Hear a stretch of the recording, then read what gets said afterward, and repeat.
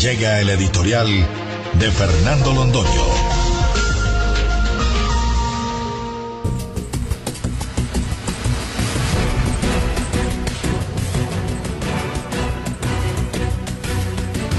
El proceso 8000 de Santos, como algunos hemos llamado las relaciones escondidas, ilegítimas, peligrosas, de su hombre de confianza, de su jefe de la estrategia no solamente publicitaria, sino política de la campaña, JJ Rendón, con la mafia colombiana, es un asunto que no se agota con el retiro de ese sujeto de la campaña. Ahí es, estrictamente hablando, donde la investigación empieza. No estamos al final, sino al comienzo del proceso. Los 12 millones de dólares, que es el tema que más conmueve a la opinión pública, nos parece que conscientemente orientada hacia allá para que se olvide de lo demás, es apenas la cabeza del iceberg que no vio el Titanic cuando se estrelló contra él. Ese iceberg está ahí, a los ojos de todos, y vale la pena que lo pongamos de presente. ¿De dónde? Sale un personaje venezolano que conoce tan poco el país como cualquiera lo puede suponer, y que acaso había venido para orientar la campaña sucia publicitaria al servicio de Juan Manuel Santos, que es en lo que es reconocido internacionalmente. ¿De dónde, decimos, ese sujeto logra hacer un enlace con todos los campeones de la mafia en Colombia? Logra hacer un enlace, y esto no se ha discutido tampoco suficientemente, con el famoso galán del ELN. ¿De dónde? Si no es guiado por el presidente, si no es por instrucciones suyas, si no es valiéndose de su nombre, ¿quién, cómo y quién se puede explicar el enlace de JJ Rendón con esa mafia? Esa es una primera y fundamental pregunta, y sobre eso no cabe engaño. JJ Rendón estaba cumpliendo un cometido de su hermano de diabluras, el presidente Santos. No estaba obrando por su cuenta, estaba obrando por cuenta y a riesgo del presidente Santos. ¿Y de qué se trataba? No de poca cosa. El plan con la mafia era plan en grande, y en él intervenían los personajes de siempre. El famoso Ignacio Londoño Zavala, que se hizo tal a raíz del proceso 8000 porque participó de la manera más activa en todo el proceso de enlace con la mafia de los Rodríguez Orejuela, con el presidente Samper Pizano y con su campaña. Ahí estaba en primera línea. Y no es que su nombre haya aparecido mencionado al paso, no, es que hay documento suscrito con su firma alrededor de este programa de sometimiento de los narcos al gobierno nacional. Esto era una operación en grande, que tenía un objetivo claro: la reelección del presidente Santos. Cualquiera puede entender que ese arreglo le hubiera dado a Santos una inmensa popularidad. Si es que el arreglo se cumplía siquiera en una parte de lo que estaba previsto, el presidente Santos hubiera tenido una inmensa carta de presentación ante los colombianos, la misma que ha creído tener al negociar con el otro sector de la mafia, con la mafia de las FARC.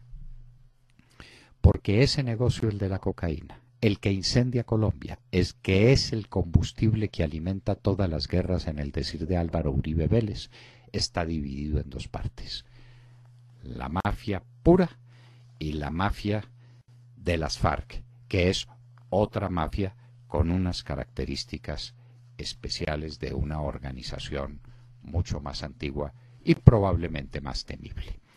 Pero la mafia pura estaba ahí toda representada. ¿Qué ofrecía?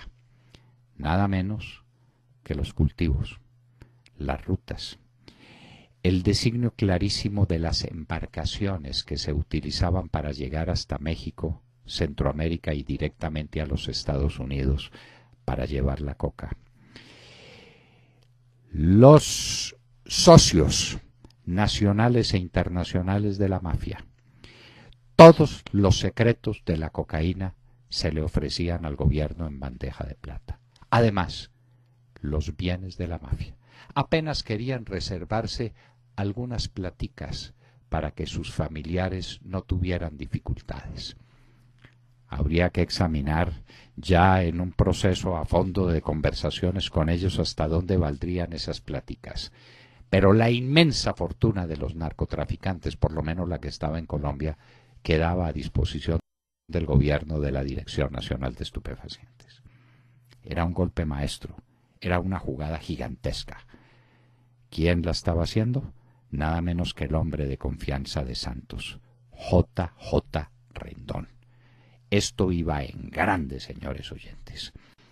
Y no estamos diciendo de ninguna manera que era un acto indebido.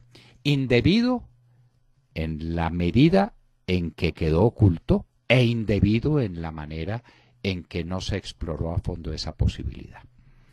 Porque el presidente tiene la obligación constitucional de velar por el orden público y estos sujetos y ese negocio son un elemento constitutivo fundamental del desorden público en que está sumida la nación. El presidente se iba a presentar como la persona que en cumplimiento de sus obligaciones y gracias a la gigantesca presión que sus tropas y la policía están ejerciendo sobre los mafiosos, consigue semejante éxito. Y ese éxito no queda plasmado en un testimonio que por ahí se recoge de oídas, como todos los testimonios que han condenado a tantos en Colombia. No, señores, esto queda en un documento enorme, gigantesco, concluido, perfecto, el de las 108 páginas que reveló el diario El Espectador. Ahí está todo. Es un acuerdo completo entre la mafia y el gobierno de Santos. Lo que cabe preguntarse es por qué naufragó semejante tema, de semejante magnitud. El presidente admite haberlo recibido, no podría ser de otra manera. De lo que no sabe, tampoco sabe Rendón, tampoco sabe Chica, es del destino de los 12 millones de dólares. Nadie los niega, nadie los puede negar. Eso existió y tenemos la certeza de que la mafia guarda el secreto probatorio de la entrega de esos 12 millones de dólares. Pero ¿por qué pararon ahí las cosas? Porque vino una mejor oferta. La mejor oferta fue la que llegó desde Cuba, de parte del otro hermano de Santos, este no hermano de andanzas indebidas, sino hermano carnal de Enrique Santos Calderón, quien le dijo a Santos: le tengo una propuesta mejor. No la propuesta de la mafia para entregarse, que tiene enorme significación, sino la propuesta de las FARC para negociar. Y nos haremos mundialmente famosos.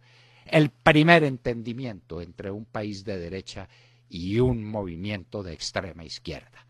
El asocio del comunismo internacional con Colombia. Asocio con el nombre de la paz. Aquí están de acuerdo todos. Tenemos de acuerdo a Chávez, a Castro, a todos. Esto es mucho mejor. Olvídese de aquella otra cosa que tiene en sus manos y acoja esta. Las fechas cuadran específicamente. Y se echó a andar el programa con las FARC.